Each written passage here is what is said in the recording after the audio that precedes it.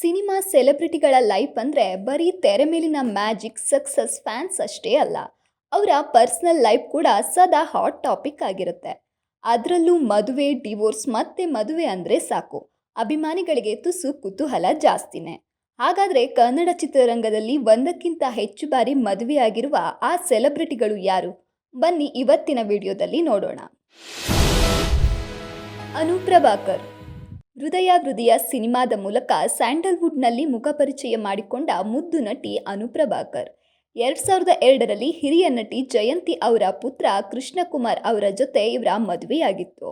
ಆದರೆ 12 ವರ್ಷಗಳ ದಾಂಪತ್ಯದ ಬಳಿಕ 2014ರಲ್ಲಿ ಈ ಜೋಡಿ ಡಿವೋರ್ಸ್ ಪಡೆದು ಬೇರೆಯಾದರು.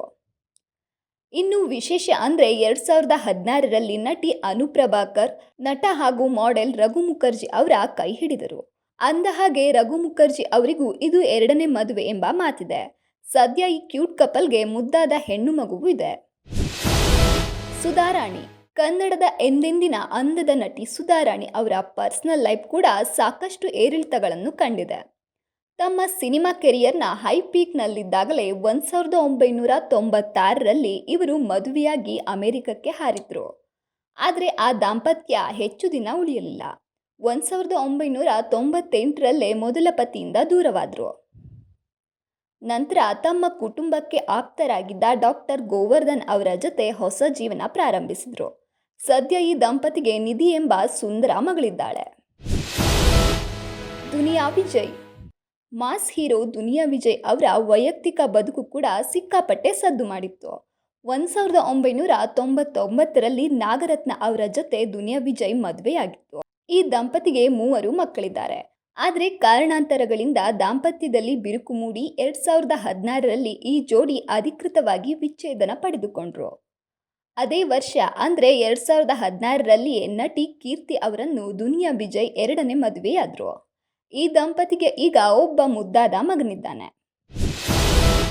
ರಾಧಿಕಾ ಕುಮಾರಸ್ವಾಮಿ ಆಟೋ ಶಂಕರ್, ಅಣ್ಣ ತಂಗಿ, ತವರಿಗೆ ಬಾ ತಂಗಿ ಹೀಗೆ ಸಾಲು ಸಾಲು ಸೂಪರ್ ಹಿಟ್ ಸಿನಿಮಾಗಳ ಮೂಲಕ ಕನ್ನಡಿಗರ ಮನಸ್ಸು ಗೆದ್ದಿರುವ ನಟಿ ರಾಧಿಕಾ ಕುಮಾರಸ್ವಾಮಿ. ಇವರು ತುಂಬ ಚಿಕ್ಕ ವಯಸ್ಸಿನಲ್ಲೇ ರತನ್ ಕುಮಾರ್ ಅವರನ್ನ ಮದುವೆಯಾದರು. ದುರದೃಷ್ಟವಶಾತ್ 2002ರಲ್ಲಿ ರತನ್ ಕುಮಾರ್ ಹಾರ್ಟ್ ಅಟ್ಯಾಕ್ನಿಂದ ನಿಧನವಾದರು. ಬಳಿಕ 2006ರಲ್ಲಿ ಕರ್ನಾಟಕದ ಮಾಜಿ ಸಿಎಂ ಎಚ್.ಡಿ. ಕುಮಾರಸ್ವಾಮಿ ಅವರ ಕೈ ಹಿಡಿದರು ರಾಧಿಕಾ. ಸದ್ಯ ಈ ದಂಪತಿಗೆ ಶಮಿಕಾ ಎಂಬ ಮುದ್ದಾದ ಮಗಳಿದ್ದಾಳೆ.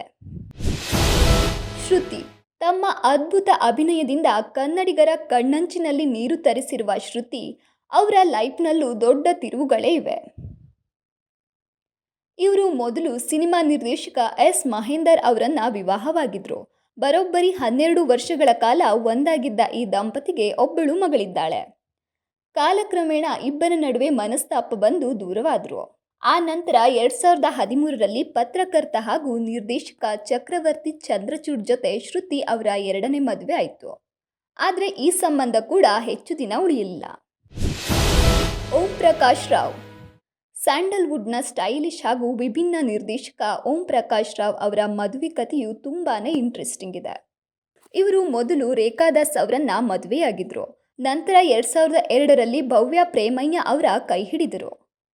ಆ ಸಂಬಂಧವು ಮುಂದುವರಿಯದೆ ಇಬ್ಬರು ಬೇರೆಯಾದರು. ಇದಾದ ಬಳಿಕ 2012ರಲ್ಲಿ ಡೆನಿಸ್ಸಾ ಎಂಬುವರನ್ನು ಅವರು 3ನೇ ವಿವಾಹವಾಗಿದ್ದರು. ಪ್ರಕಾಶ್ ರಾಜ್ ಕನ್ನಡ ಮಾತ್ರವಲ್ಲದೆ ಟಾಲಿವುಡ್, ಕಾಲಿವುಡ್, ಬಾಲಿವುಡ್ ಅಂತೆಲ್ಲ ಫ್ಯಾನ್ ಇಂಡಿಯಾ ಮಟ್ಟದಲ್ಲಿ ಮಿಂಚುತ್ತಿರೋ ನಟ ಪ್ರಕಾಶ್ ರಾಜ್ ಕೇವಲ ನಟರಷ್ಟೇ ಅಲ್ಲ, ನಿರ್ದೇಶಕ ಹಾಗೂ ನಿರ್ಮಾಪಕರಾಗಿಯೂ ಇವರು ಫೇಮಸ್.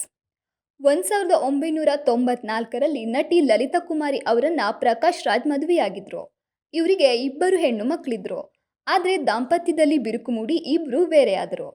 ಬಳಿಕ 2010ರಲ್ಲಿ ಡ್ಯಾನ್ಸ್ ಕೊರಿಯೋಗ್ರಾಫರ್ ಪೋನಿ ವರ್ಮಾ ಅವರನ್ನ ಪ್ರಕಾಶ್ ರಾಜ್ ಕೈ ಹಿಡಿದ್ರು.